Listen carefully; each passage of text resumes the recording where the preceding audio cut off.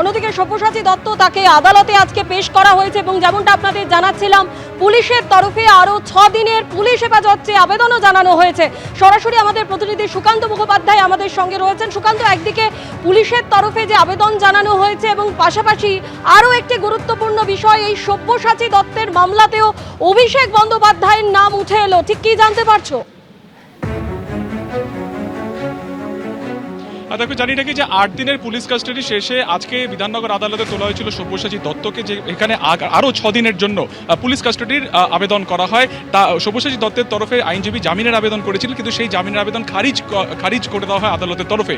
Public prosecutor বা সরকারি আইনজীবীর তরফে বলা হয় যে তিনি অত্যন্ত ইনফ্লুয়েন্সিয়াল, এবং সেক্ষেত্রে দাঁড়িয়ে একটি শব্দবন্ধনী ব্যবহার করা হয় যে সুপার এক্সট্রাঅর্ডিনারি ইনফ্লুয়েন্সিয়াল। এবং কেন এক্সট্রাঅর্ডিনারি ইনফ্লুয়েন্সিয়াল সেটা ব্যাখ্যা প্রসঙ্গে যেটা আদালতে বলেন সরকারি আইনজীবী, তিনি বলেন যে অভিষেক বন্দ্যোপাধ্যায়ের প্রসঙ্গ উঠে আসে। তিনি বলেন যে অভিষেক বন্দ্যোপাধ্যায়কে যে এই যে জিজ্ঞাসাবাদ করতে ডাকা হচ্ছে, তাহলে সেক্ষেত্রে কি তাকে শুধুমাত্র ইনফ্লুয়েন্সিয়াল বলা যায়?